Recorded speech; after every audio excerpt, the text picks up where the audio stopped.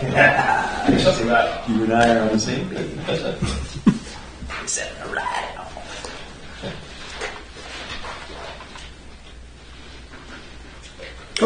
Time to rise for the pledge. I pledge Allegiance to the flag of the United States of America and to the republic for which it stands, one nation, under God, indivisible, with liberty and justice for all. And we shall call the meeting to order. First order of business. Minutes, Resolution 25-205, to accept the minutes of November 19th, 2025. So, Second. Discussion? All in favor? To go? I would abstain. I wasn't here. Okay. One abstention. Public comment to allow members of the public to comment or reserve time to speak on an upcoming agenda item. Is there any member from the public who wishes to speak? I'd like to say You're not a member of the public? For me? Yes. You want me to speak now or when you talk about new form? Grant, you want us to reserve that? Okay. speaking of, Nancy. Yeah. I would just, as a commissioner, would like to welcome our newly elected commissioner, Don Skillings, who is sitting to my right. Here. Welcome. Thank you very much. Glad to have you here. Thank you, Commissioner. Workshop, open bids for Sheriff's Office vehicle. We'll open some bids up. Do you have your Three. opening tool? I have an opening tool. Look at that. Oh, look at that's even easier. It's taped in. No, you're working the wrong end of the street there. Yeah? I'll show you how to use this. You know, people do it different ways. I was hoping there was a check in there, but no. Bid from Heights for one 2026 Chevrolet Silverado 1500 four-wheel drive crew cab, $56,209. Less the trade-in value for the 2020 Ford Explorer, $11,500, for a total bid price of $44,709. That is from Height Chevrolet GMC. We've got this one.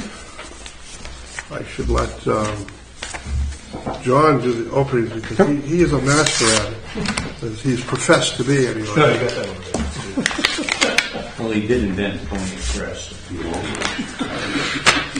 I did. Thank you for pointing that out. Okay.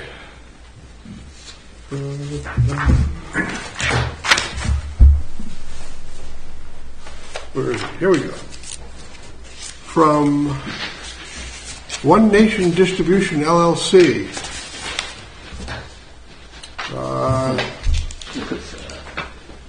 2026 Chevrolet Silverado 1500, $57,989 for the bid price, minus $9,000 for the trade-in.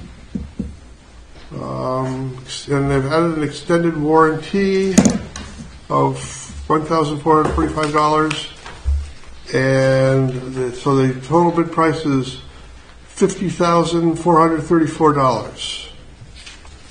That's for those guys. Located in Pennsylvania. I never heard of it. Yeah.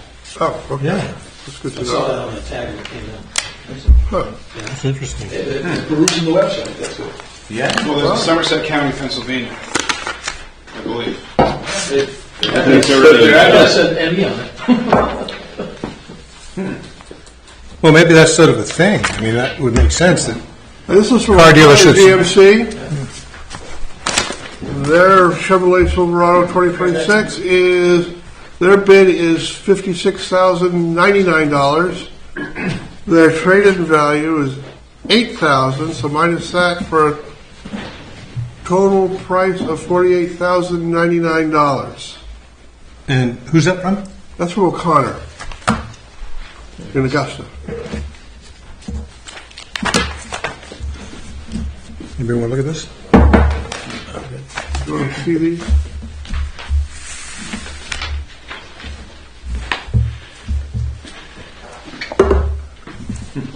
So if the commissioners want to, I believe there is a resolution, There is. 207. Is this car being upfitted, or is it just being, this truck, pardon me, is this just being a truck, or is this being a police truck? Ask the question again. Is it just a truck, or are we upfitting the truck with lights and? Okay, so we're putting a Why don't we wait until we come to the resolution for Yeah. discussion? Okay, sorry. Thank you. Now we're going to open up the bids for the winter maintenance in Lexington Township. This is from Nuns and Sons Excavation.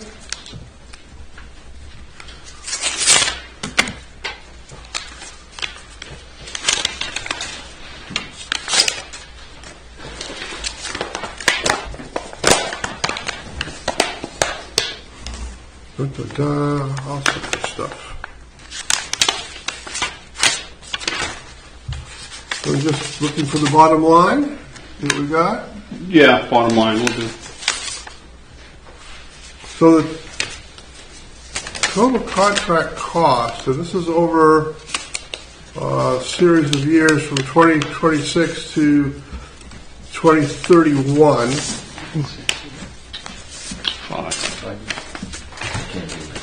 For a total cost, $1,186,650.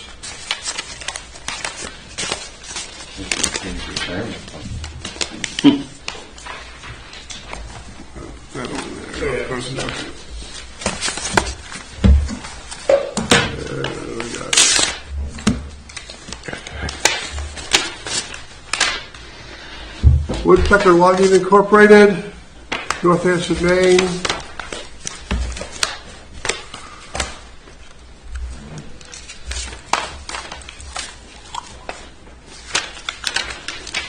And the time period is from 2026 to 2031, and their bid is $981,550 for that period of time. Here, let's give that to you. There's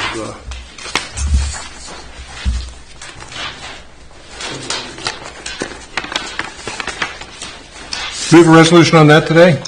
No. We wanted to award it on the next meeting on the 17th. It's on this agenda. So we can discuss this now. Oh, you took it off. I got an older version then. yeah, we can talk about it now as a workshop. Well, I had two questions. One is, who's our present provider? Woodpecker logging, the lower bid.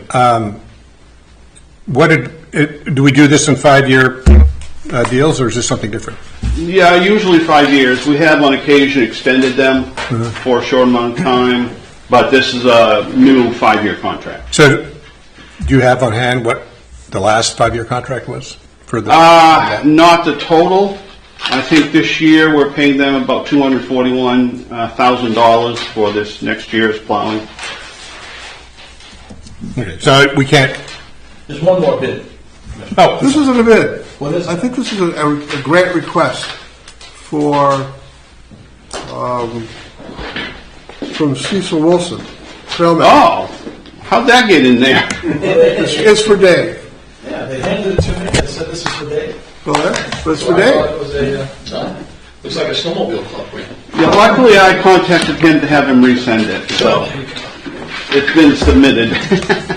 That's all that. So there. So we have two bids.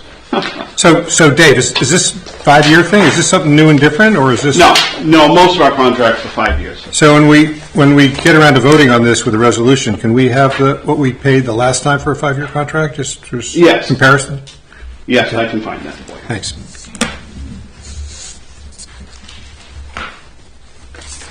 Okay. All set for that. So, did you want to see this one? That's the one that's not with Becker. And our third workshop is set the date to review applications for the HGV access to the county portion of the Lake Moxie Road. So I wanted to get some guidance from the commission back in October, on October 24th. Ben Toll, who is the authorized agent for the Lake Moxie ATV Club, he put in an official request to have 2.2 miles of the county road, which is Lake Moxie, the county portion. Now, our portion is longer than 2.2 miles, but the application was just for 2.2 miles to be open to ATV access. At a previous meeting, the commissioners had discussed criteria for reviewing applications like this, and that criteria included a public hearing. What I'm seeking direction from is, do you want to hold a public hearing on this? And if so, I would recommend that you give me at least 30 days to notify in writing the property owners along that stretch of road. So I'm just seeing what direction you want to go to. Well, if we're going to consider the application or summarily dismiss it, but if we're going to consider it, we should have the public hearing. Would And the I would public actually- hearing be in connection with our regularly scheduled county commissioner meeting? Oh, yeah. And I would have it be the second meeting of January rather than the first, because that's our organizational meeting, Sounds good to me. if you want to have the public hearing. I have an ATV question, maybe. Did I read that after a certain point of the year, ATVs there's some restriction on ATV use? Or might I see something? Yeah, restrict. On the trail. Yeah. If you don't want to feed on around a bunch of So, trails. so here's my question. If you have a ATV trails, and after a certain point in the year, you're no longer permitted to run your ATV on them, and that network of trails also includes paved roads for which ATV access is permitted, does that prohibition on ATV use apply to the roads as well? Yes. So if we were to prove this hypothetically, people would not be running ATVs up and down that road. They shouldn't be, no. Okay. I'm just curious. Thank you. A lot of the ATV trails are also snowmobile trails. Right. So they're in use for snowmobiles, and if you put ATVs on a groomed snowmobile trail, you ruin the grooming. Yeah, So, they don't mix. yeah, you've got to park your ATV and get your snowmobile out. It's like cows and horses, you know. However, if they put tracks on them and register them as a snowmobile, dual registration, they can operate an ATV. Yeah, with tracks. So, I mean, this was the one we talked about, Yeah. kind of collectively agreeing that we should fix the trail. That was still in our- that position. I don't, it's less risk, and, I mean, that's my opinion. If they want to have a public hearing, then we should allow them to have that. Well, I think my view would be we can't just kind of launch our own consensus about this and squash it. I mean, I think we have to have a hearing and a process by which we make a decision, because I think this is an appealable decision of a governmental authority. I'm not encouraging that by any means, but I think we have to have a hearing and a vote and decide yay or nay on this. I don't think we should allow a hearing process. More information, the better. So, hearing for the second meeting in January. January. Okay.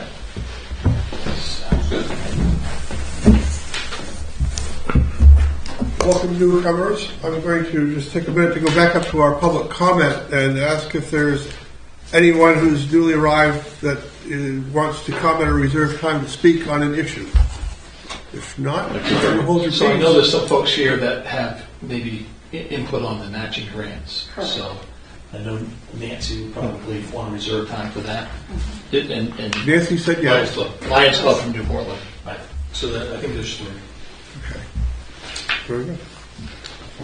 And when we get to those matching grants, just speak up. Let us know that it's the one you're interested in. Right. So we're all set. We'll set a date for review. No public hearings, new agenda items, commissioners only. Seeing none. Administrator report. So I had a good vacation. that was enjoyable. I did want to just bring something to your attention in addition to what was submitted in my written report. It's that time of year where we've kind of got to make sure we have all the seats filled in the budget committee. So budget committee terms run from January to December for, in some cases, 2, in other cases, 3 years. We've had a couple of selectmen that are no longer selectmen, so they've stepped off the budget committee. That's the case with Steve Gavoni from Skowhegan, so Skowhegan has an opening. Gary Bozier from Mercer has stepped down, so there's an opening in District 2. There's also 2 individuals that are out of, they're termed out this month, but they would like to continue. That's Ken Lust from Starks in District 2 and Jim Lyman from Northwalk in District 1. So as we prepare for this, and I get feedback from people that say they're interested, because technically there's 2 openings in District 2. District 2 has been a busy district for the last couple of months. So I've been in contact with all these folks there.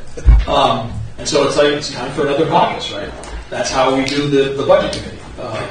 So the Ken Lust continuing his spot and someone to take Gary Mosier's spot, that'll be a process where we'll have to determine which town wants to host the caucus meeting. Typically it's done at a selectmen's meeting of the town that someone would like to bring someone for that. It's a little easier in District 1 than District 4 because that's really only Northwalk and only Skowhegan because all the other spots are filled. District 2 has 7 potential people that could put forth candidates.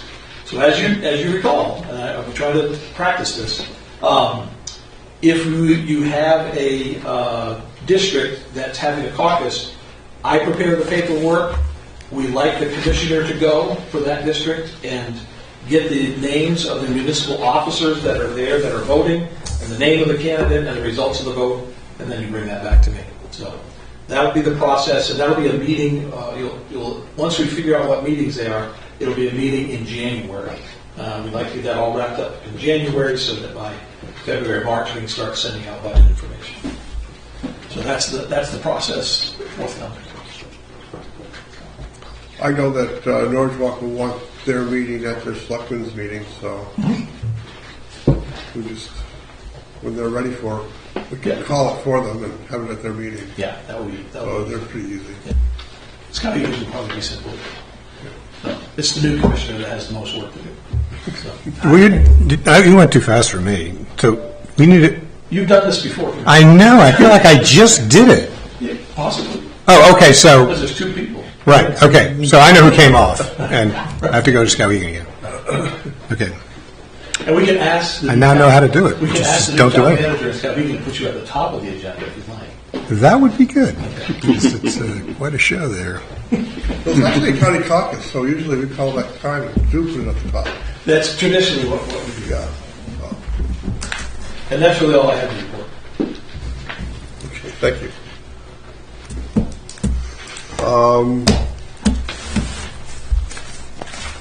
I'm looking over all these wonderful people.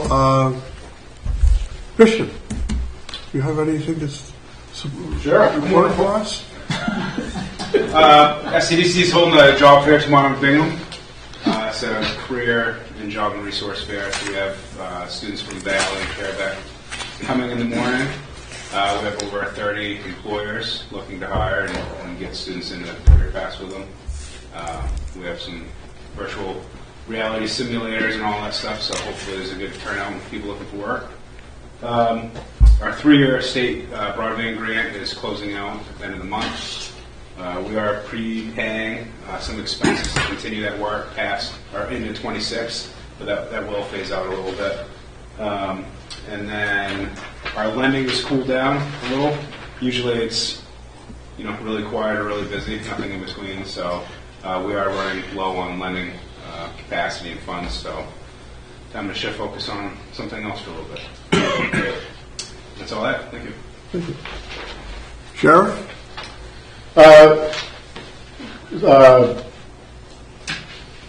Just to let the commission know that I moved a patrol deputy as the deputy slate to the detective division on a temporary duty assignment. We have 18 open child sex cases going, and we need to get caught up on that. And just for informational, over the last 5 weeks, 57% of our crashes, which equals 72 crashes, were car deer crashes. So 50%? 57% of our crashes. You know permits. And When you say our crashes, you don't mean patrol. no, I have lost a car to a car deer, but that's another story. But and the jail's at 33 for staff out of the budget at 36. 2 or 3 down there. I noticed I saw him hiding in the back, but I'm going to go to EMA first. I just wanted to take a second to introduce our new deputy. She's already finding ways to contribute to the department, picking Mike's brain as he's like a historical encyclopedia of Somerset County. So I'll just give her a quick second to share her previous experience. And I'm Sabrina. I spent 7 years in the Navy doing military police, which is where I learned the bulk of emergency management. In the past 3 years, I've been doing information security and corporate compliance, so I'm excited to take all those 10 years and put it into this job. Great. Well, thank you. Congratulations. Thank you for your service. Thank you. Patrick. Sir. I got David. Working with MMEHT, that we notified them that we were going to go with Cigna. They were supposed to send me back the acceptance of the notification, but I haven't received that yet. But I'm working with Acadia. I got a meeting with them Friday to go over life insurance benefits and the costs associated with that. We've reviewed the health, dental, vision, and income protection plan, short-term disability, and they're all favorable. But the initial information that I received from them when it comes to life insurance doesn't seem to be that favorable for the employees. So I'm in communications with MMEHT to see if we can keep the life insurance portion with them without having to move it. So I'm trying to see which is the best option when it comes to life insurance. But we're moving ahead with the health, dental, vision, and income protection plan to get them moved over. Anything else? Any questions or comments? David? Just a couple normal routines every year. The ATV season is done. The reimbursement application has been sent into the state. Deadline was November 30th for that. And on December 1st, the deadline was for the snowmobile applications to go in for grants. So that's all been taken care of. And in Rockwood, our ash pile is gone. So it's all been hauled away. I've not received any invoices yet. So right now it's pain-free. But it won't stay that way. That's it. Tim Snyder was here. He's gone. I think that got called away. Okay. I just wanted to let the commissioner know that I believe he tried to attend. Tim Snyder, the assistant district attorney, he was going to give you an update on vehicular motor laws. So I think he had called down. So no worries. Now, I noticed on your administrator's report you had interviews with the UT road consultant candidate. We did. And would you like to flesh that out sometime? We're starting to get some potential candidates. So we have done one interview, and we are scheduling another interview. And we are also waiting for the 17th of December to see if we receive any responses to our RFP out to engineering firms to see if they may be able to contract something like that. So actually, I was just talking to Dave about this yesterday. It's actually a pleasant surprise to have some folks to talk to and evaluate and see what we can do in the future with road consultants. Mr. Philip Curtis, anything to add or anything to add? I'm good. You're good? Okay, thank you.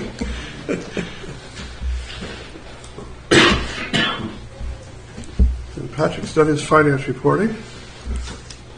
There's no major changes from last meeting on the finance, which is good. Still in the black.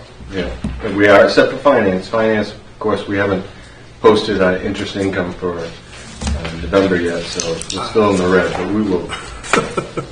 Should we be alarmed at the reduced federal inmate population in the jail? No, because we're picking up other county borders, and it's helping to alleviate that gap. Okay. Yeah. And those are all making money, not losing money? Yep, and we'll look at that when we actually do the next year's budget. Yeah, when we do the budget, we'll Yeah. file that. Once all the contracts have been finalized and everything, we'll look at it. No unfinished business. New business, Resolution 25-206, to approve the recommission of Lieutenant Michael Knight with the Somerset County Sheriff's Office. Second. Discussion? All in favor? To go. Resolution 25-207, to award a bid for a vehicle for use by the Sheriff Deputy with Somerset Sheriff's Office. Any motion?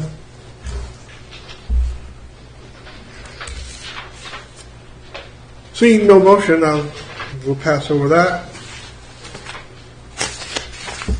Resolution 25-208 to approve paying for the following matching grant awards, community benefit funds.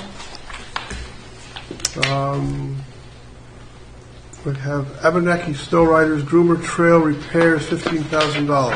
But So this, not to confuse this with the new grants that are coming next, this is a previous grant, and you are just releasing the funds because their project is complete. to approve paying, all right. So we are good. Second. Discussion. All in favor? To go. Thank you. Resolution 25-209 to approve a matching grant to the Irving Canning Community Center for glass door replacement. To move. I request an amount. 15 grand. It says 15, but it's over the amount given, so I would suggest you put 11,000 in there. All right.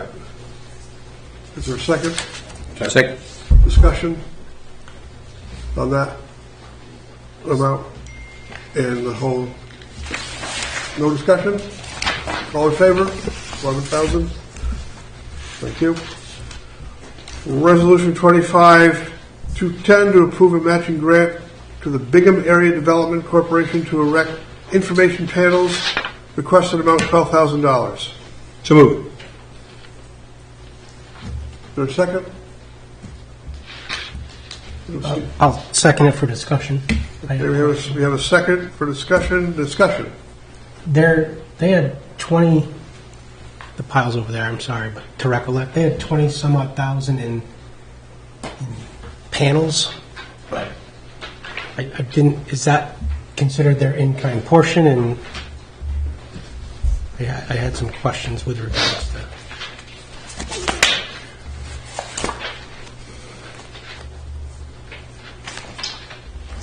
So I believe they have the panels in hand, and that was going to be their contribution.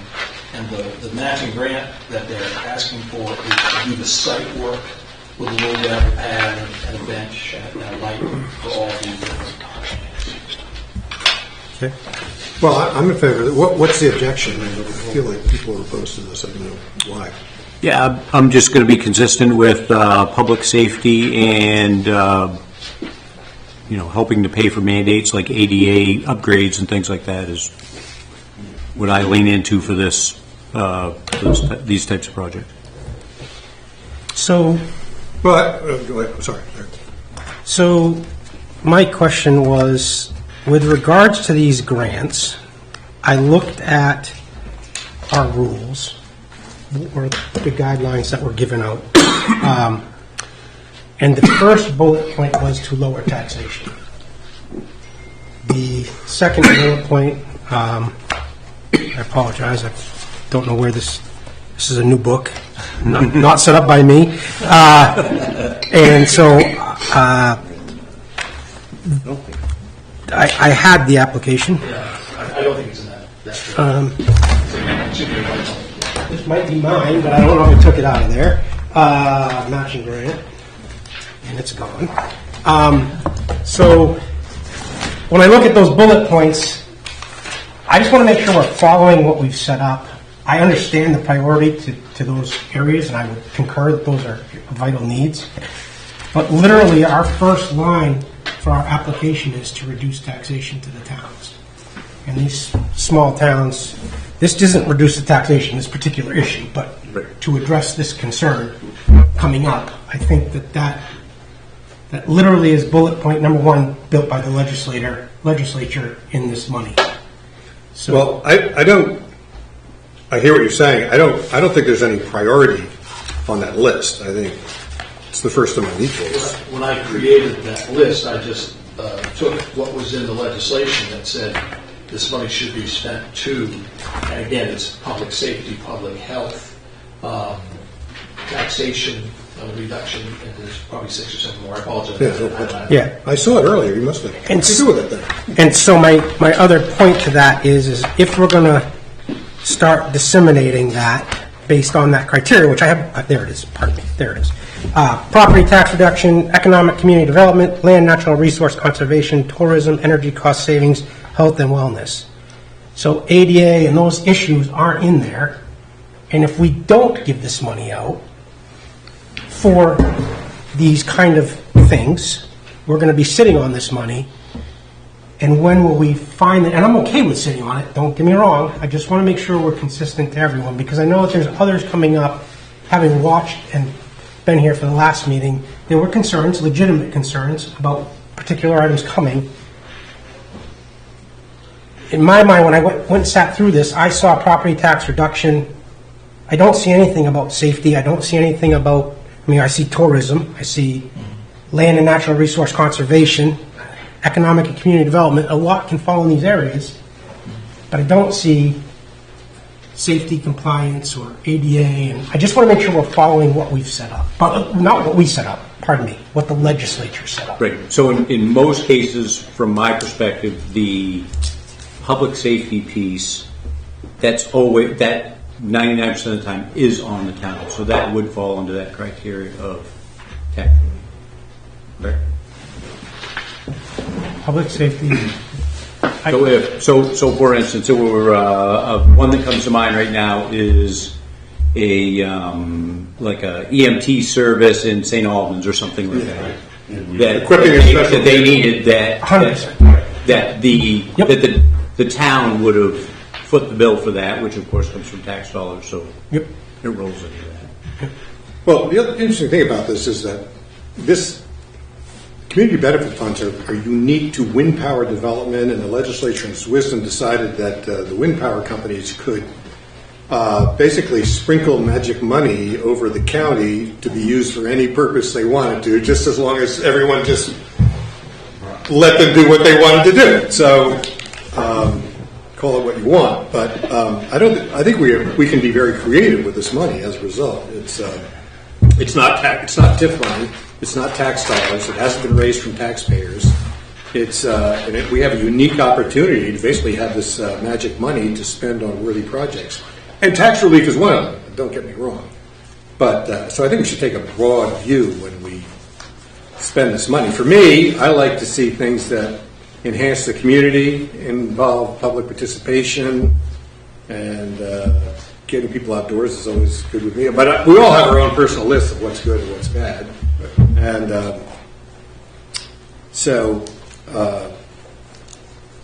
and it's also what we set up, Don, is it's matching money. So I understand. to use that hackneyed trope of speech, they have skin in the game. These the people that are asking for this money. They have to put up their own money to get it. So that. Well, But then again, I should also point out, because I don't know if you were here for this, but we've also used this community benefit money we can do whatever we want with it. So when we had the big flood a couple of years ago, we took our magic money and gave it to various towns that were severely impacted by the floods, not on a matching basis, but just out of pure governmental largesse. So we, as I'm fond of saying, we can do what we want with this money. But it's very unique. It's not likely to reoccur unless we have more wind power projects in the area. This money for this particular project also enhances tourism, which brings more money into the town, into the towns and the county. Yeah, I actually read all of them today, and I understand their argument. I don't know how plausible it is, but I read it, and I'm not going to chagrin that. But I just want to make sure as we analyze these, we're consistent in how we analyze them, and then in turn, we have, and again, I'm trying to catch up. I believe it was $190,000 in this account. We had 170 some odd thousand in requests. We have another 360 coming in January. And by sitting on this money, are we doing more harm to these small towns that want to try to do these improvement projects and get community development and involvement?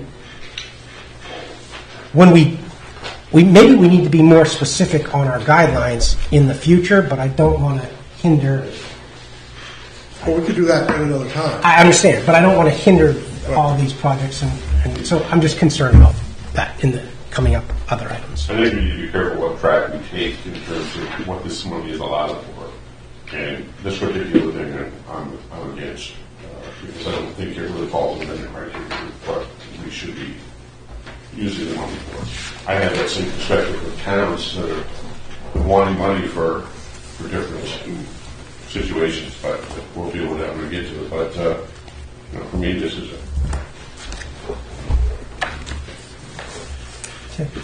Well, I would take a different view. I think, I'm not sure exactly what the Bingham Area Development Corporation is. It doesn't sound like the town itself, but It's a nonprofit. a nonprofit. And Bingham is a town we hear a lot about. There's a lot of tumbleweed blowing through that town and some social issues, and anything that can be done to enhance it and help them out, trying to improve their image and make it more welcome to tourism and the public at large. I'm in favor of this. Is small potatoes here. It's not a lot of money. It's a matching grant. I would be in favor of this. I don't know why we would tell them no, and I wouldn't want to have it be on that phone call. So we've decided not to let you have this money because we just don't want you to have it because we don't like what you're doing. I'm in favor of it. So the other thing about this money is that it's a matching grant, but it's also money that it's a reimbursement. They have to put up before they get it, which means they have to finish the project. Yes, but do they? Because those signs are already purchased, sitting in their possession. They're using them as the offset. And so I would argue that they don't. And there are many projects in here that are in-kind donations, or if you look at, and I'm not disagreeing with any of them. I'm looking for consistency so I can answer to the people that I represent in District 2 to say this is why we did or didn't support your item. And so, for example, if you look at the one for Main Street Skowhegan, I looked at their bills. They don't. The meal allowances, it's all projected. I saw nothing in there that validated. Let's go back and stick with this one issue. But I'm saying that match is. Yeah, but that's. We'll talk about that match later. I know you're trying to. I'm trying to get consistency on the process before we start voting for one. Yeah. Because if we vote no for one, we vote no for all. If we vote, I have to be consistent. Well, I think you have to look at them individually as well on their merits. Okay. Good. I'm good.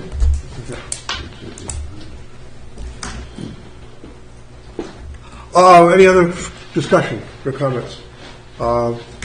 Seeing none, all in favor of Resolution 25-210? 2. Any opposition? 3. So it fails. Resolution 25-211 to approve a matching grant to the Skowhegan Federated Church to help fund the Sweet Dreams Christmas Gift Program. Requested amount is $10,000. So moved. Second. Motion and second. Any discussion? Was that a $5,000 amount, or last discussion we had Tim go back to ask them how much? Right, and I did get confirmation from the lady that runs the program, Mrs. Tanner, and she said it was a minimum a $20,000 project. Okay.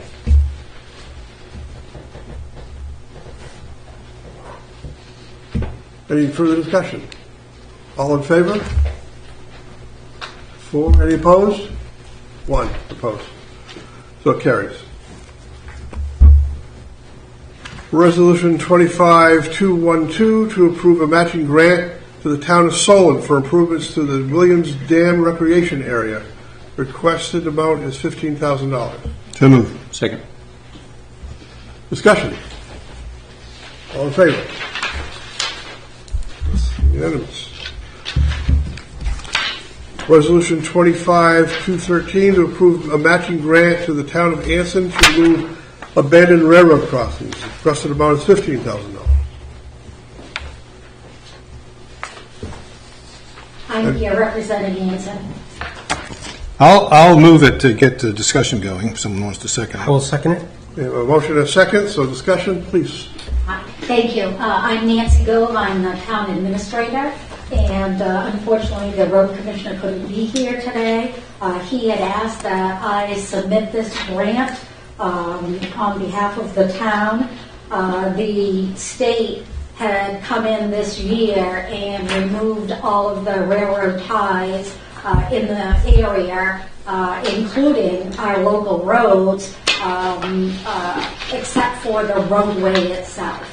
And we were told by the state of Maine that it was our responsibility because it was in the town's right of way, even though we do not own the railroad ties themselves.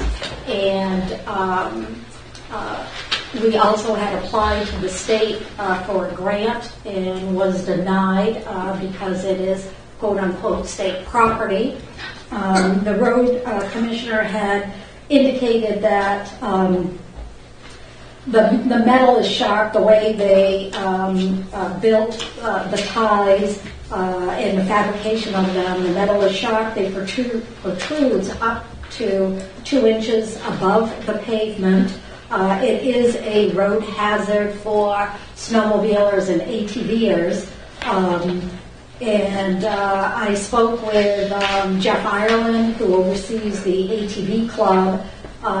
They have 1,100 members. However, there are many more active ATVers in this area. He said that using the rail trail through the town of Anson, it encompasses ATVers from Oakland to Greenville, and over Memorial Weekend, for example, there were 15,000 ATVers that came through our roads. He said on an average weekend, there is between 500 and 600 ATVers. During the weekday, between 80 and 100. They do stop at the local markets. Casey's is one of them. He says it's nothing to see 10 or 15 of them piled up, waiting to cross the road to go to local markets. We also wanted to indicate that when we pull them up, the state will get the metal. So there's no salvage. There's no benefit to the town whatsoever. And I did not successfully reach the club member for the snowmobile club. And I know from the registering of snowmobiles, the registrations are declining, I think, in part because of the warmer winters that we've had. But I think if we see a heavy snowfall, that there'll be many snowmobilers coming out and crossing over these road ties, railroad ties as well. So I hope that we can gain your support. You know, it's really not fair for the taxpayers to foot this bill for something that we don't own just because it crosses our local roadway. Thank you. Thank you very much. I had a couple of questions. I wanted to know how traveled are the roads by non-residents, and I was referring to motor vehicles, not ATVs or snowmobiles, but cars and trucks. If there are motorists that have balding tires, we have had some complaints of flat tires of people going across some of the crossings. I don't know if there's one road in specific.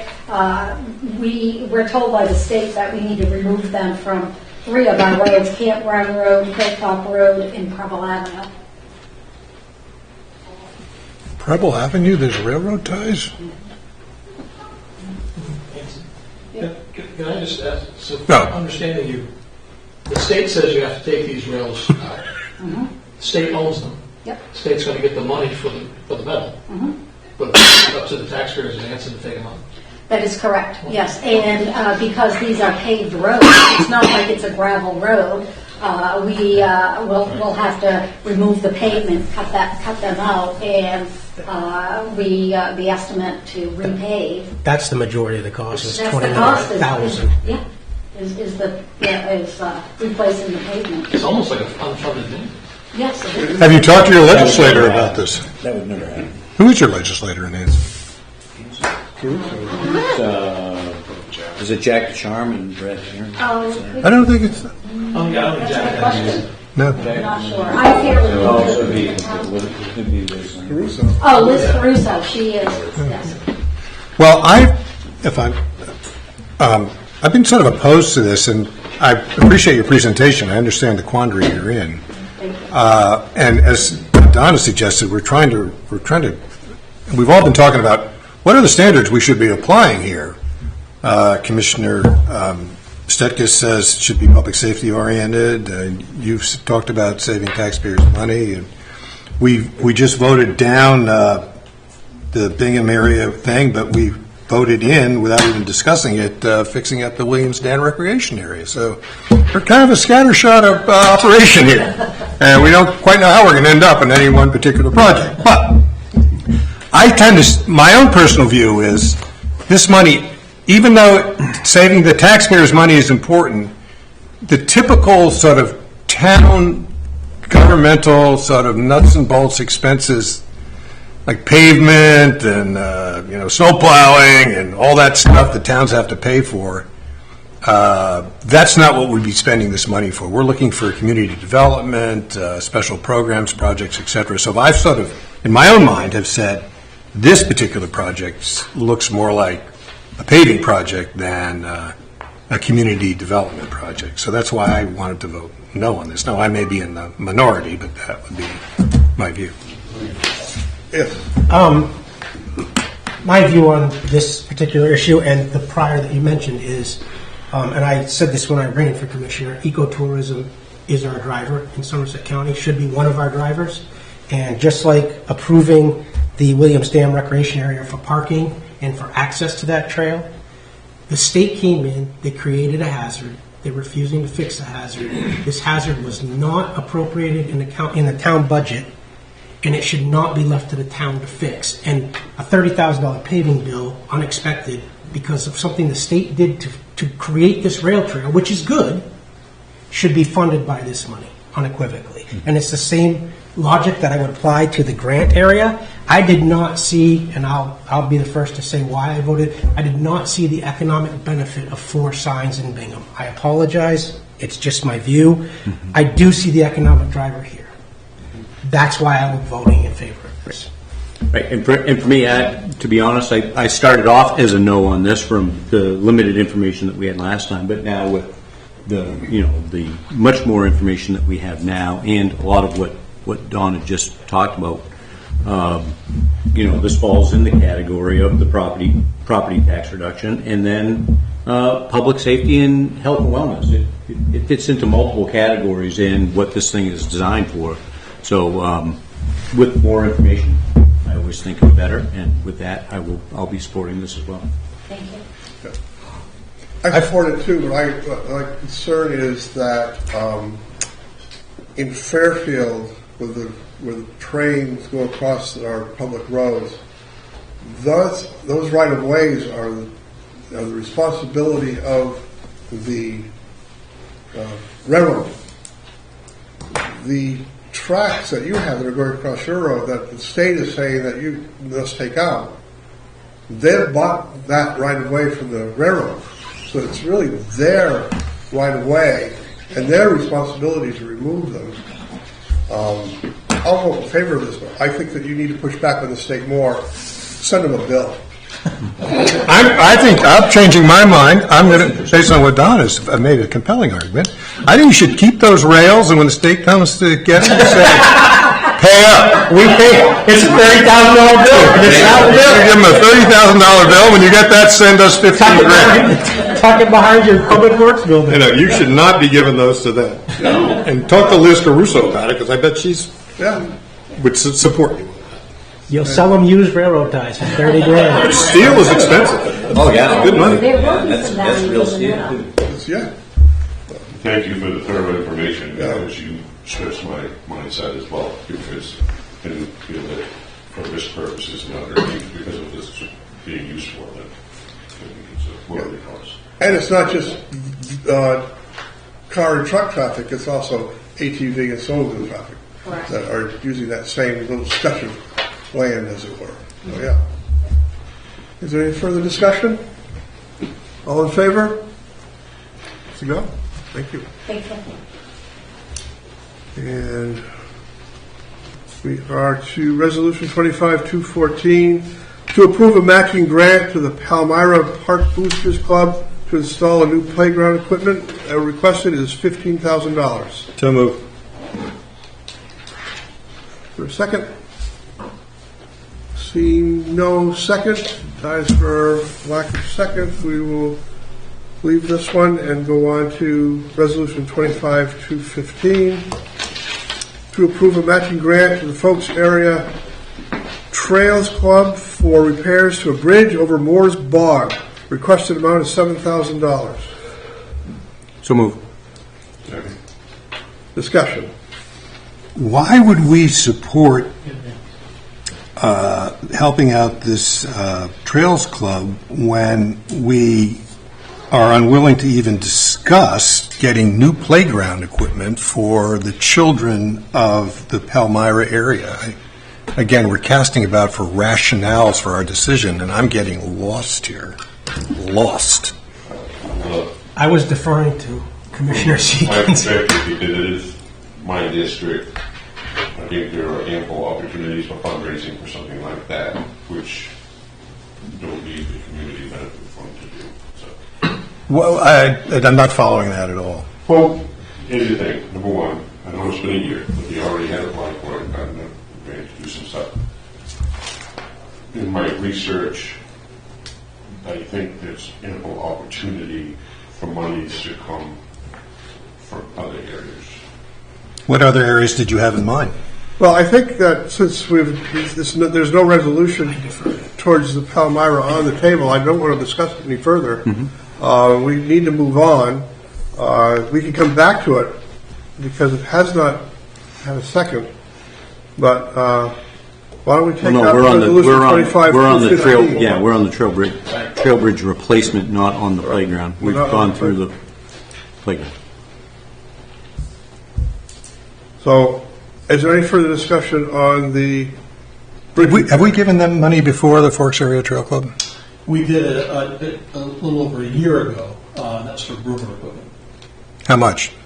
$14,000 in the fall of 2024. Okay.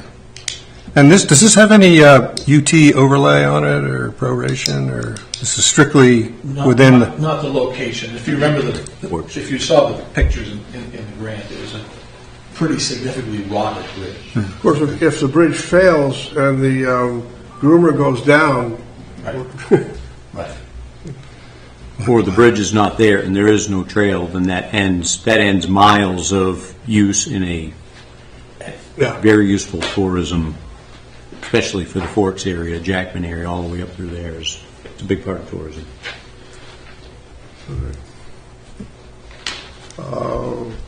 Any further discussion? All in favor of 25-215? And any opposed? I see, Joel, did I see your hand go up for a yay? I was a yay. Okay, thank you. Just didn't catch it out of the corner of my eye. So it's unanimous, thank you. Do we want to go back and reconsider Resolution 25-214 for discussion? Oh, I would, but I don't want to. I guess I'm in the minority.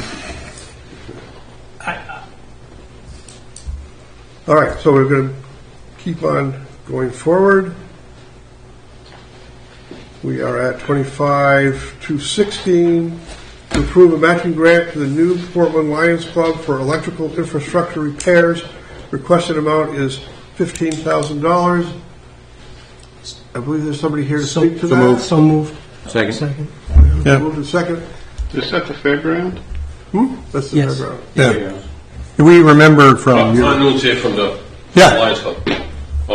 Yes, we have aging electrical infrastructure there.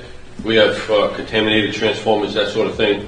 We've had multiple problems with failures during the fair and during other events such as weddings and races and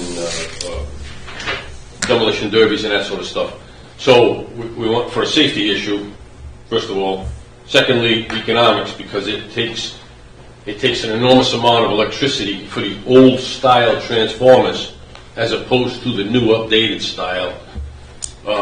And the list goes on if you want me to bore you with all the details.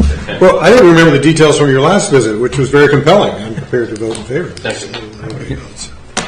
Any further discussion? Thank you, sir. All in favor? Let's go. Thank you. And that brings us to 25-217. Matching grant to the town of New Portland to build an addition to the town office. Requested amount is $15,000. So moved. Is there a second? I'll second it. I think discussion is helpful, so I'm definitely going to second it. So, what's Someone here. and we have Nancy Wright. I'm Janet White. I'm the chairman of the Board of Selectmen from the town of Portland. And please excuse me for not being here at your last meeting, but I was in the middle of other things. We have expanded our questions. I gave that to Tim, our answers to the questions. I want to explain why we're trying to put an addition on the town and why we've come for this grant. One of our main reasons, and I will admit, is taxation. But some of it is we're not giving proper access to our public records to the public that come into our office. We're working on a 3.5 foot by 8 foot closet that is to the top. In the past year, I've had 2 road issues that I've had to investigate that have gone back over 30 years. Every time I have to do that, I have to take a zillion boxes out of the closet to get back to 30 years ago. We're always dismantling this closet, putting it back together, dismantling it, putting it back together for state records that we must maintain for a lifetime sometimes. It's causing a huge problem in our town office. I will explain that when we built the town office, we did not store these records at our town office. They were in an old fire station in the attic. Over the last 10 years, the roof let go. Now everything had to move to the town office, and for a while the closet worked. But now the closet is exploding on us. We have things in the town manager's office that should be on shelves so we can get to them easier. Everything that we're going to do is 4 or 5 extra steps. It's not just for the people that work in the office, but it's also for the public. They have a right to come in and request records. And we have to say to them, we need 2 days to find it.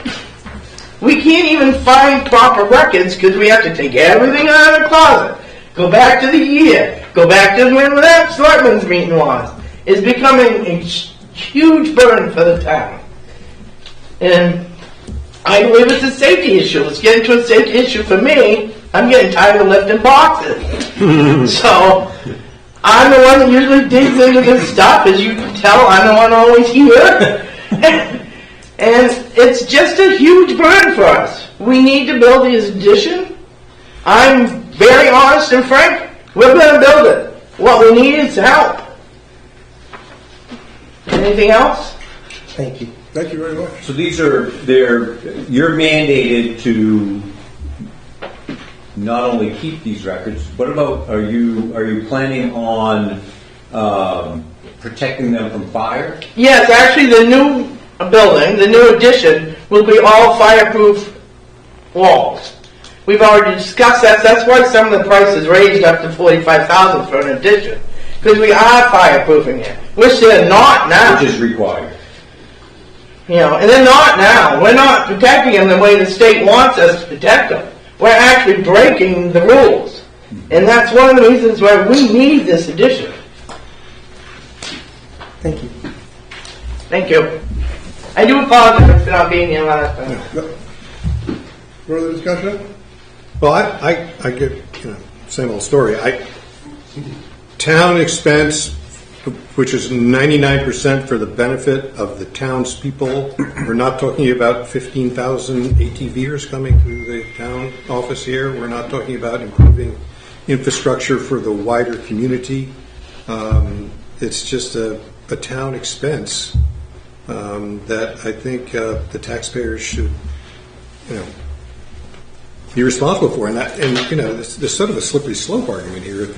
If every town in Somerset County wants us to fund a typical town expense, I guess we have to be ready for that, because if we don't say no to this particular request, I don't see how we can say no to anything that's like it. So I guess my point on that would be, this is not a typical town expense, right? I think it's a very typical town expense. Well, The town of Cornville just, not too long ago, switched their town office to another building. It cost them money. They didn't ask the county for relief. I'm sure other towns have been through similar things all the time. Towns have to replace bridges. They have to fix up roads. They have to do a lot of things, and it's typically part of their budget. So, are you done filibustering? Are you done filibustering, or can I have 20 seconds? At least 10. So. Oh, I yield the rest of my time. Thank you. So yeah, we've had in front of us replacing of flooring and those sorts of things, and this is where I lean more on the mandates. The towns are mandated to maintain state records. They're mandated to protect them from fire. Those are all expenses that, if they weren't mandated to do that, it would not be an ordinary expense for the town. And that's why I support these types of projects. I certainly don't support replacing carpeting and flooring and painting of a building. Scott?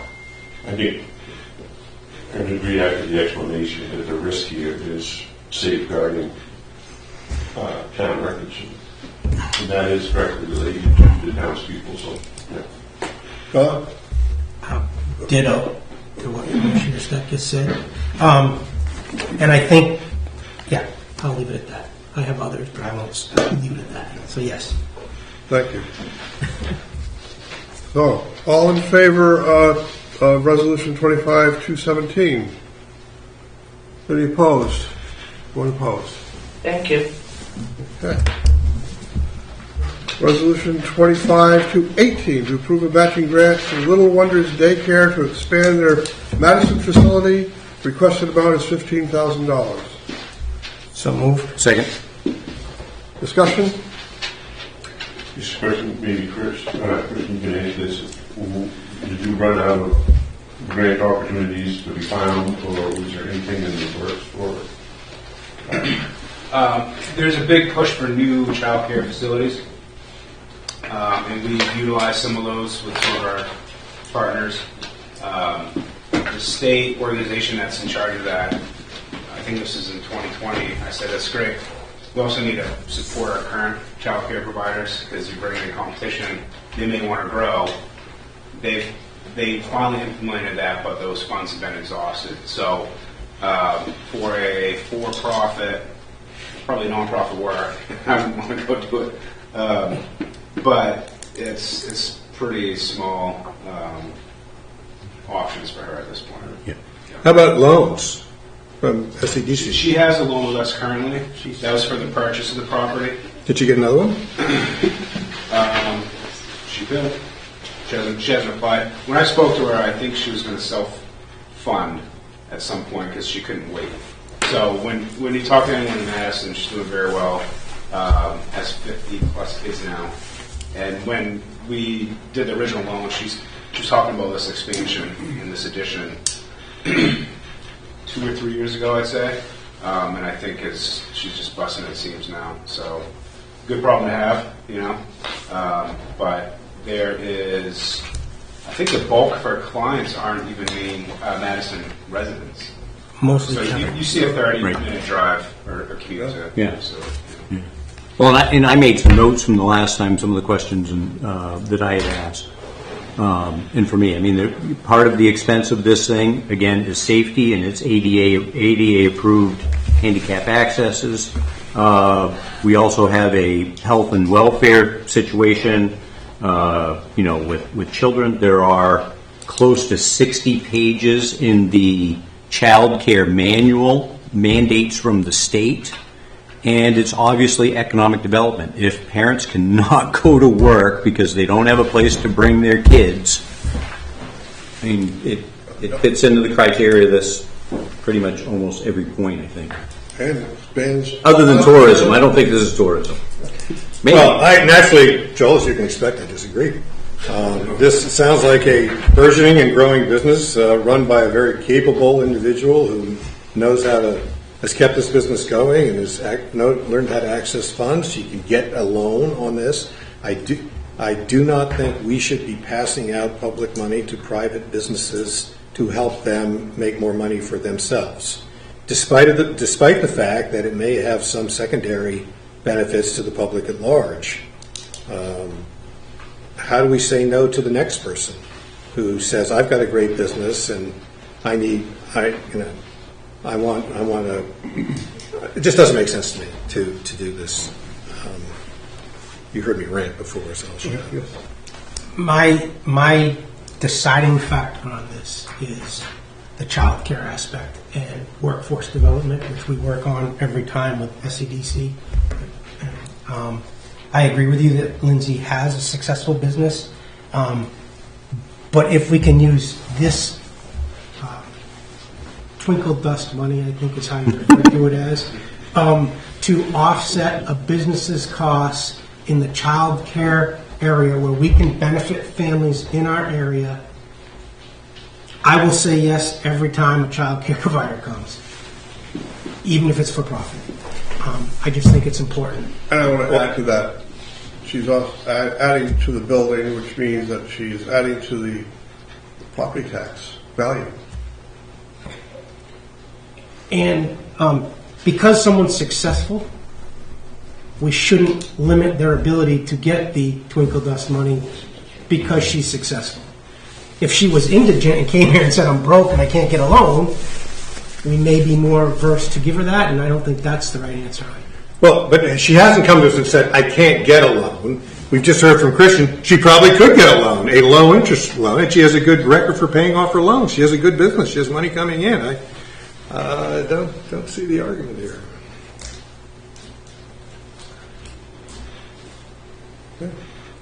And this, just want to clarify, this is an incurred expense. She has to incur this expense to get reimbursed, correct? Mm-hmm. Right. Yep, I'm good with that. Right, and it's So she's going to spend it's a little bit more than 10% of the cost of the entire project. Right. So it's not even 50-50. Okay, I just want to make sure I was clear. Right.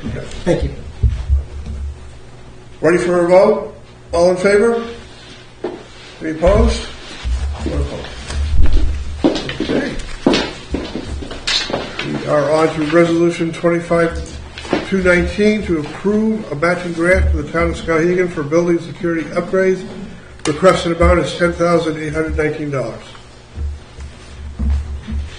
Do I have a motion? Well, I think we should discuss it, so at least the town of Skowhegan knows why we took the action or lack of action. So I will move it. I will move it for the discussion. In a second, okay. Discussion.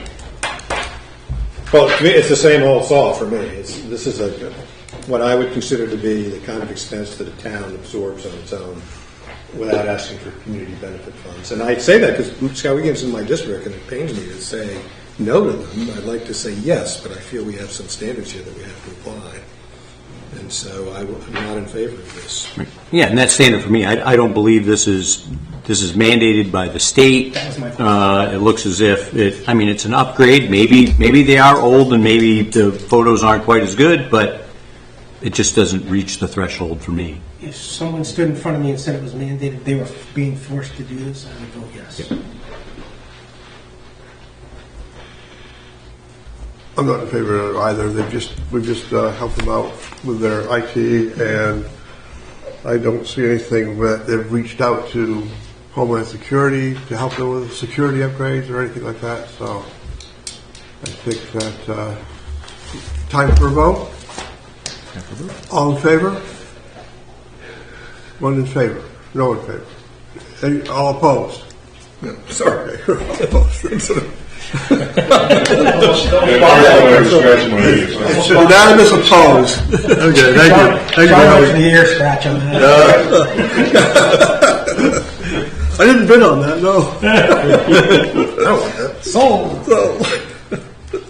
All right, resolution 25-220 to approve a matching grant to Skowhegan Main Street Youth Summer Learning Program to assist with food transportation costs.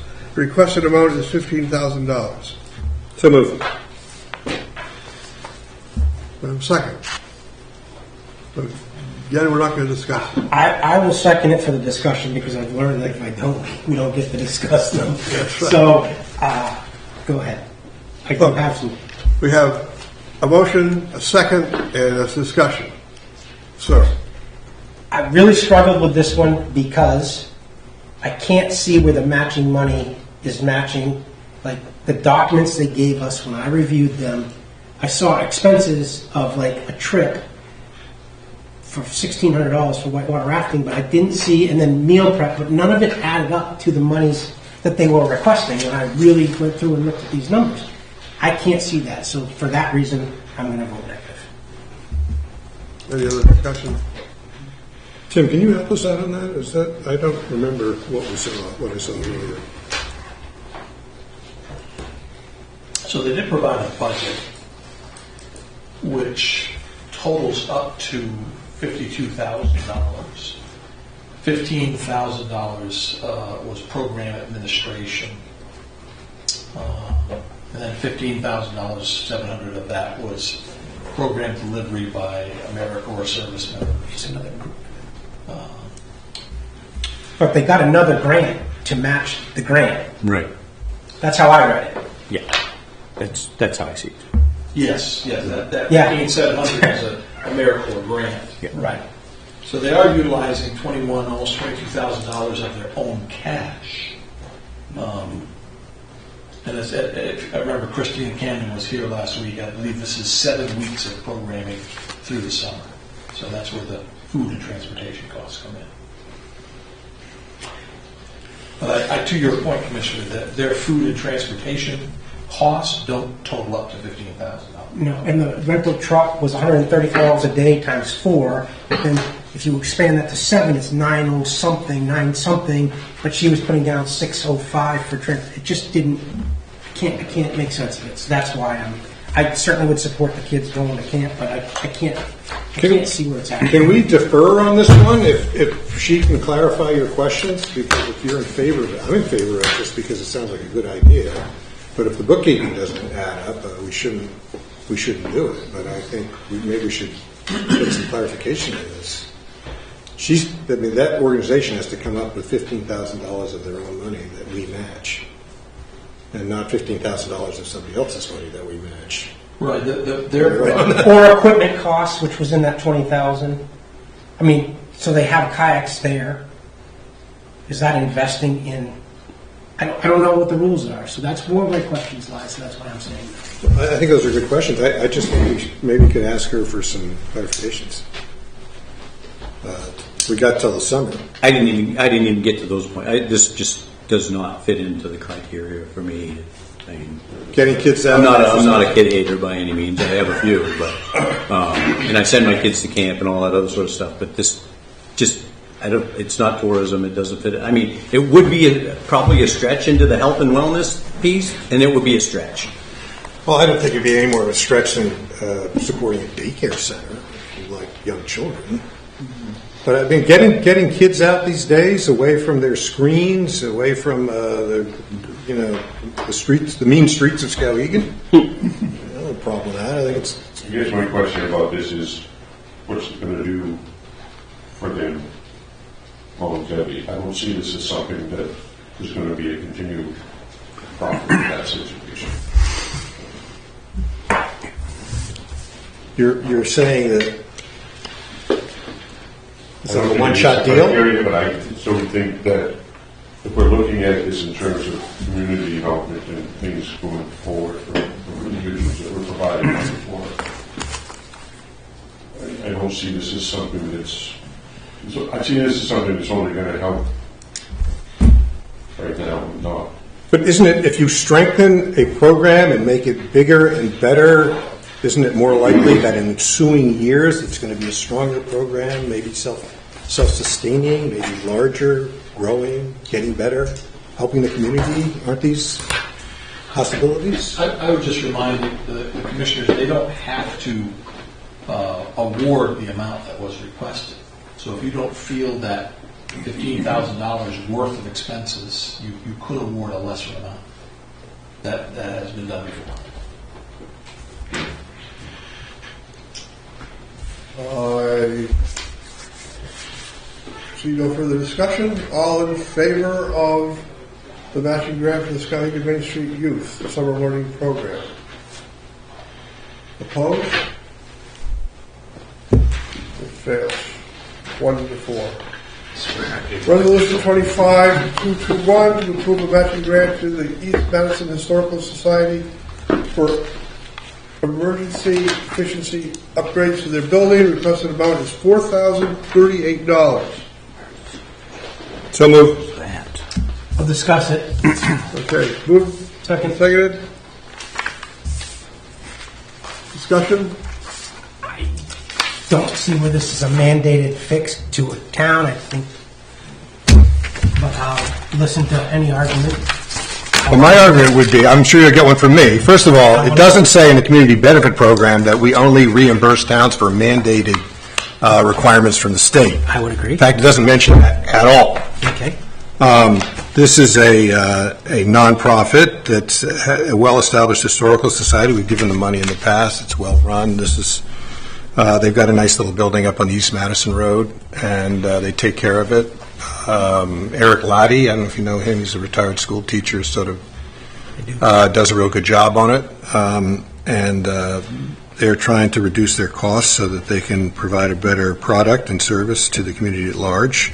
This is educational, and it's cultural, and it's a very modest amount of money, particularly given all the money that we haven't given away today and remains in the till. Okay.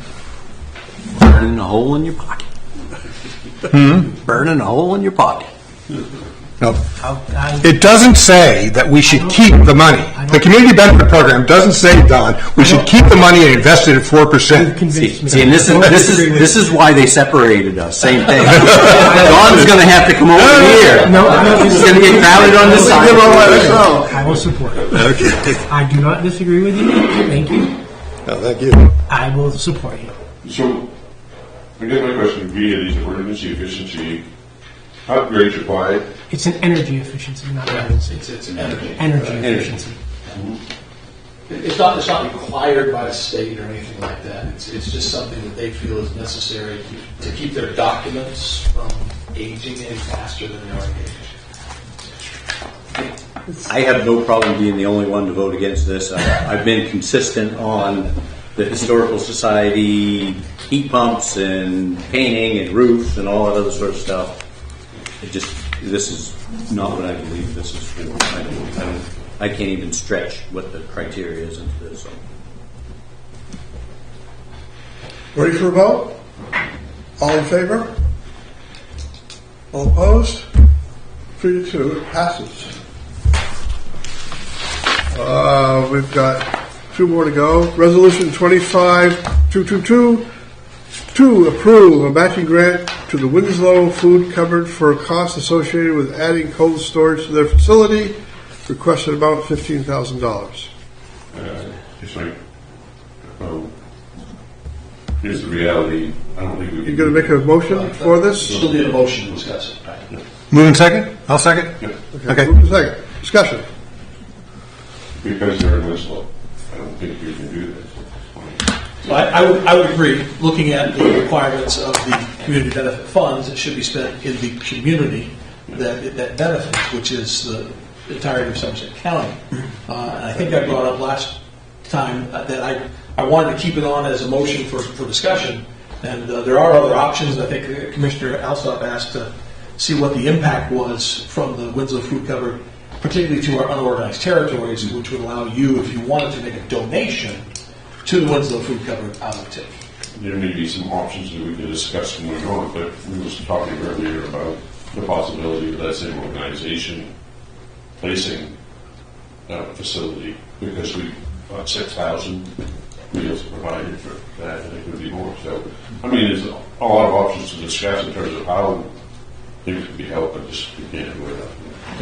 You know, one option that I would throw out there, because I remember they had come to us earlier in the year looking for money in some form to actually help support the food that goes into the unorganized territories, would be is when I would imagine they would do it again next year, is to use this argument or this example that there's added cost to this food because they have to have this cold storage, and because it's in Winslow, we can't really do much about it.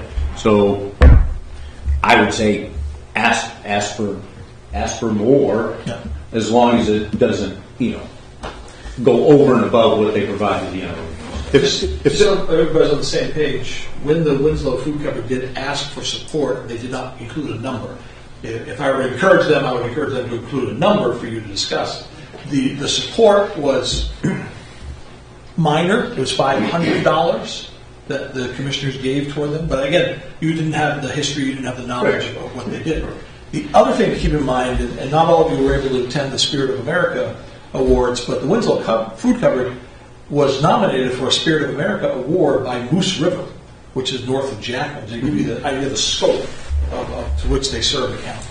I think they should incorporate a branch located in Somerset County, the Winslow Food Cupboard North, and have some kind of presence here, and then they'd have to have some funding that we could match, because this is going to be a recurring problem. They have to get a presence up here in Somerset for us to be able to help them out. We're not the only.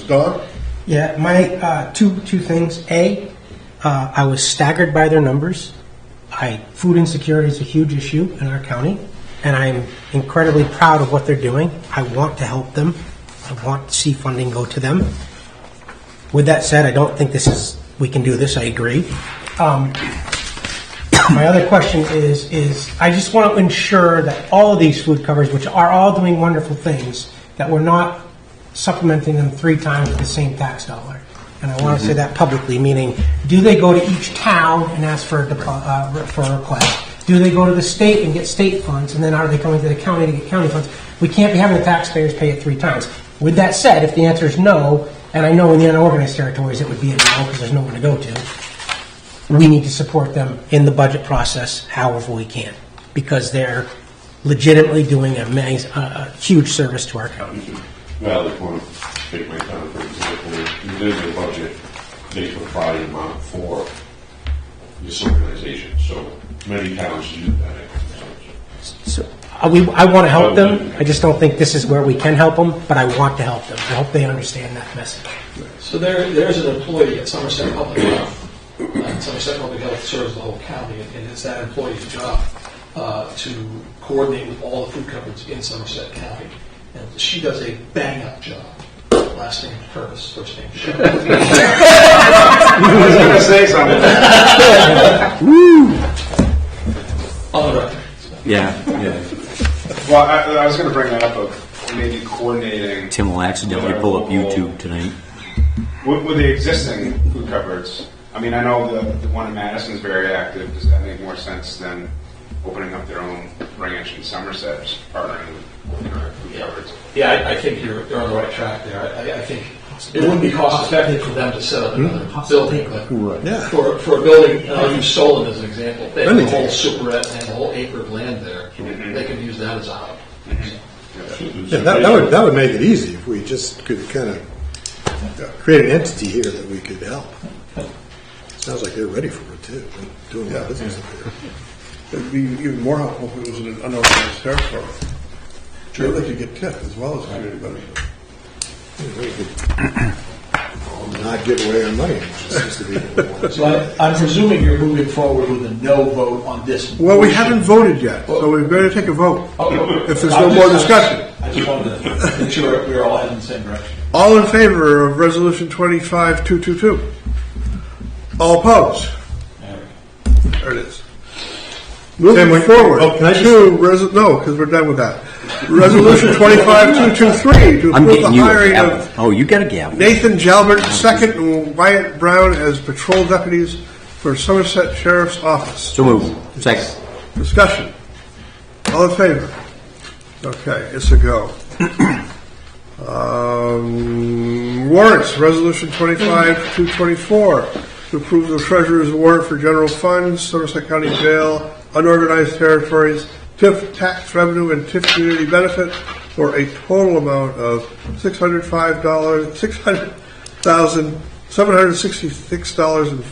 $600,766.42. Second. Any discussion? All in favor? Let's go. Miscellaneous discussion items, commissioners only.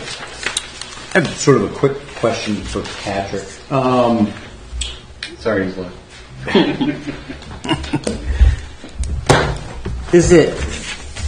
How far are we reaching out into the future financially, budget-wise, that sort of thing?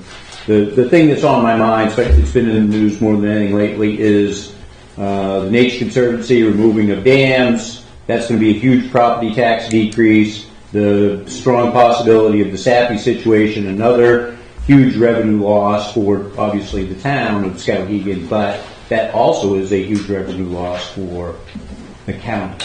So I was wondering if anybody had started giving any sort of projected idea. I mean, we've got a plan for. It's not inevitable by any means, but we have to be thinking about it, and we have to plan for it, or at least know what it's going to look like. Right. Potentially. I have no, put it this way, it's not on my radar because it impacts us in the sense that the town's not going to want to pay their portion of the county tax, but it doesn't impact our organization budget-wise. So, well, isn't it? I mean, isn't the tax base? It will. Isn't it their projected property tax value? Which right, but I mean, if that's removed from the tax rolls, and part of it's Fairfield too, I believe, right? I mean, that's Fairfield. a fairly expensive piece of property. It's a 3-year rotation. So to your point, these potential economic downturns would affect primarily Skowhegan and Fairfield, which make up about 25% of the portion of the county budget. So what happens if you're thinking long term? To Patrick's point, any loss of valuation wouldn't really show up on a state valuation for a few years after the fact, and that would basically take the $15 million which we raise from taxation right now and redistribute it. So the St. Albans and Heartlands of the world will pay a little bit more because Fairfield and Skowhegan are now paying less because of their drop in valuation. I think to your other point that I think you're getting at is, and Patrick will show you this at the budget time, we have, because we've finished up using our ARPA funds, and because the sheriff has secured more revenue for the jail, we have undesignated fund balance that we have not used in several years that will be strategically applied to these coming budgets, so we don't fall into the big 20% increases that other counties are finding themselves in. Yeah, we usually look at about 5 years. And that's an interesting way. So one of the things, of course, all the focus, the spotlight has been on Scapini because of the obvious reasons. Right. But basically, the redistribution of where the tax value, it's going to affect the whole county. It affects everyone. Right. Sappy's close to 50% of revenue, tax revenue for the town of Sappy. Yeah, and then you grow Brookfield into that. There's another, if I remember right, I don't know, it was what? Well, actually, you were on the board at the time. What is it, 8, 10, the 12% or something? I don't recollect the number, but I promise you also that, unfortunately, I agree with a lot of what you said, Mr. Curtis, but the part I would argue is Sappy's not going to wait. If they want to, kind of what happened with Madison, they want an abatement immediately. Right. And so we're going to get hit immediately if this was to go south. Right. And based on discussions today, that's a scary proposition. All the other people might wait because it's not big tax, but Sappy's tax, they're going to come flying. Why would they want an abatement? It had been discussed that the Shawmut Dam be taken by eminent domain. The problem with taking it by eminent domain, whether it be the county or Fairfield, the town, is that part of that dam is in Benton, which is a different town and county. So there'd be some coordination if it was the state that did it. But they want to so that's a great idea. That's part of it. I would support it. Well, as I've said before, I'd be shocked, alarmed, dismayed, and confused if it turned out that Sappy, when they put their $500 million expansion in just recently, they did not take into account the fact that Shawmut Dam was not necessarily going to be there forever. And I'm sure they have contingency plans, and I have no doubt that the Sappy mill will continue, and if it goes out of business, it will be for reasons other than the dam. But I don't know. This is a 10-year process. At least. They're a large corporation. They can take their stuff and make it somewhere else. As we've seen all across our state. I don't disagree with you.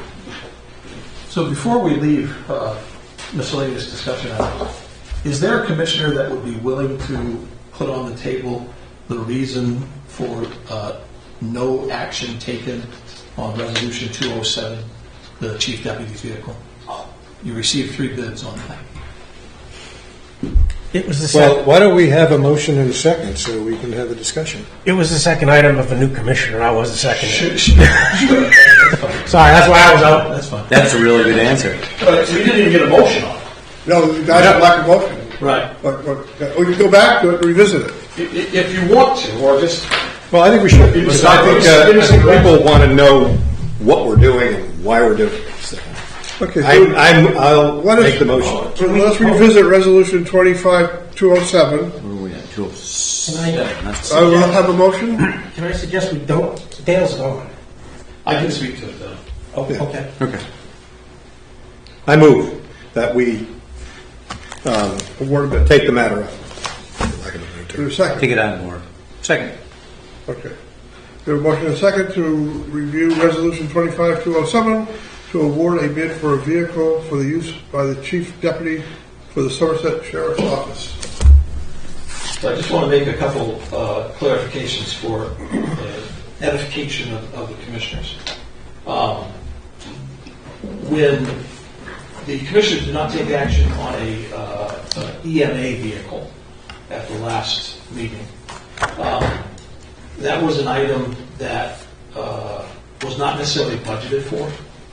Money had been set aside over years in a certain account to pay for.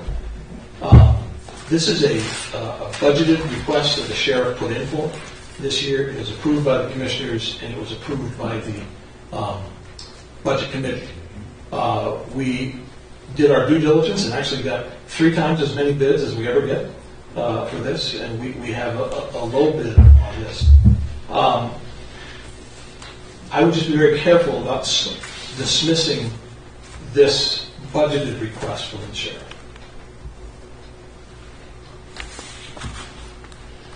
Well, I'm concerned that we didn't take it up. Anyway, just for protocol to have a discussion at least, and if we did not decide to purchase it, then at least we would all know why, instead of just being in the dark ourselves. So You can clarify this with the sheriff, but it's my understanding that there's about $10,000 worth of work that is required on this current vehicle to get it. Yeah, well, the Back chief's then. current vehicle. and is that the Ford Explorer, the 2020? I believe it is. I think it's 100% sure. Yeah. No. I wasn't part of this crew when it was asked, but I recollect being in a meeting, and the reason I asked him is it upfitted earlier. I thought I recollect him saying that the deputy chief's vehicle is just a car. So the deputy chief's truck, which is similar to the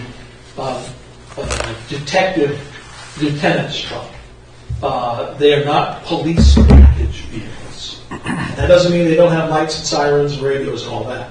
It's just the way they are equipped and purchased, they're not police package.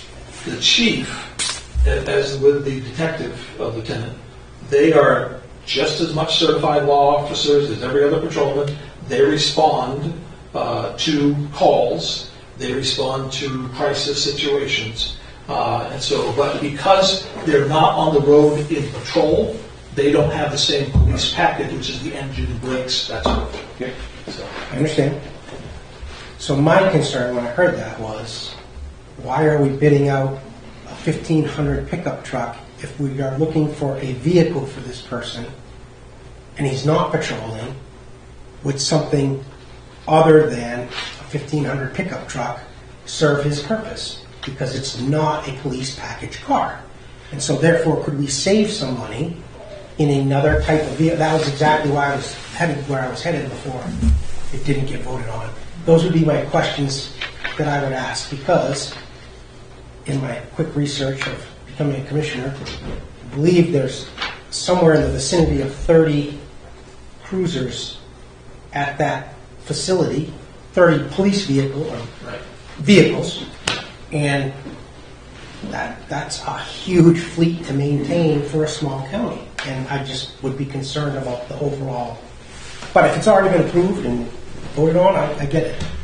Well, Understand that number of 30, which I provided to you, that number of 30, 28 of those vehicles are assigned.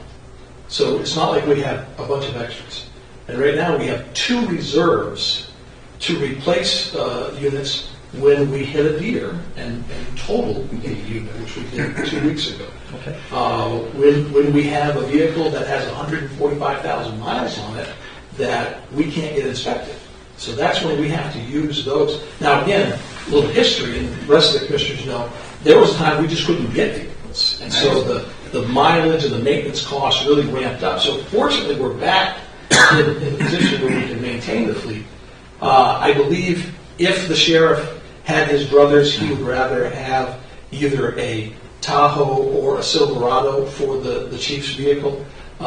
His current vehicle is an Explorer. Because of a variety of value issues, we're moving away from the Explorers and staying with Chevy products. But to have a Silverado pickup allows the chief to be able to fill in a gap if we lose another Silverado for a temporary time while we get another one replaced. So having sat on a prior board that had a police service, I was told, and I'm asking for the general information, that if you have I was told they had to be police packages, and if they're not, and they get in an accident and they're responding to a scene, there's a liability issue there because we didn't supply them with the equipment that we need for them to go code to a scene. So if this man needs that, we need that. But if he doesn't need that, then any vehicle would work. And those would be my questions that I would want answered as we approve that. And I'm not saying there's a right or wrong answer. I just think there's questions that would need to be. Does he respond code? Do we need to put him in a police truck? And if not, would any vehicle do? Because I get you want X, Y, or Z, but. So now with the refresher, thank you. And especially with the, going through the budget process and of course with the sheriff and finance and the budget committee and everybody else getting caught up on this rotation of vehicles so that we're not constantly doing breakdowns, it's not costing us more money in repairs. I would be favorable to this. It's part of the plan, really, that we've been working on for a couple of years to get caught up on. I'm not opposed to this, but I do think going forward, I think, given the information we have now, I was surprised we have 30 vehicles, but I realized all the patrolmen have their own personal, and the 9 to 5 deputies have driving cars, detectives, excuse me. So that, and then the sheriff and the chief also have one, and until recently, the EMA director had one. Right. So, I mean, and I know we spent a huge amount of effort to try to get everything back up to speed after the shortage and all the supply line stuff. This, I think, we kind of maybe gagged a little bit on the notion of trading a 2-year-old car in 2020, so it's a 5-year-old. The chief deputies is a 20. So it's got 100,000. Is that? It's got almost 80,000, but it needs a head gasket. So that's the main. It's the main. You're not pay $55,000 for a head gasket. But anyway, so again, I want to differentiate between EMA, and the sheriff. I'm talking about the sheriff. But again, it sounds like the same thought process. Why does he need a new one? Let's just fix this one. But the sheriff budgeted for this prior to. I understand, and I think we should. In doing this, when we complete this budget cycle and go to the next one, you will save the taxpayers money because we're not asking for $800,000 in vehicles in this coming budget because we're caught up. We're up to speed. We'll need to set aside a little bit of money, but it will be significantly less than what we asked for last year. So I think looking forward to the budget, and if you know anything about me by now, you'll know that I will try to keep this budget as flat as possible every year. Well, I think we should, vote in favor of the cheapest car here, which I guess was the height. But I do think it's just a kind of a wake-up call for all of us to think about the amount of money that's involved, taxpayer money involved in supporting a fleet of 30 police package vehicles. Right. And to your point, and it's always good to have a refresher, there have been occasions over the last 2 years when vehicles that weren't necessarily budgeted for became available, like a Transport Pacifica van for the jail, and that it met a need, and we brought that to the commissioners. They discussed it, and they said, let's move forward with that. If we want to start talking about fleet maintenance on a unit-by-unit basis, what kind of other cars or trucks should we have? Should we look at used ones? I believe that's all a great discussion for the future budget. And I will support this because it was in the budget, budgeted for, and it's there. So I appreciate you saying that, and although I have all these questions, it was decided before I got here, so you got it. I will support this. I really do feel that any vehicle that we get, even if they're not patrol deputies, and I'll say this forever, should be police packages, because it will be someday a liability issue. Yeah, that's a good point. I'm done beating this horse. No further discussion? All in favor? Can I just plug? Another bid of height. You have to pick it one. So the motion should include Which would be 44,709 for height. I would make a motion that we accept the bid at 4407 from Heights Chevrolet of Skowhegan in the acquisition of this vehicle for the deputy chief. It's a big mess we just sorted out. Thank you. It's been motion and seconded. All in favor? To go. Thank you. And at this moment, we will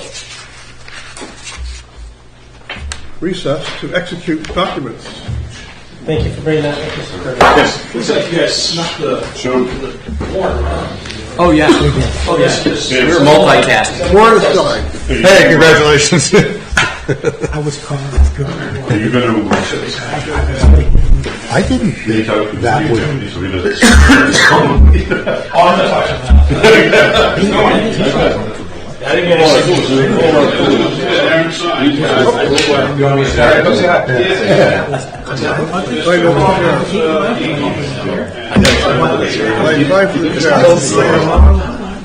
Yeah, I guess I think relevant.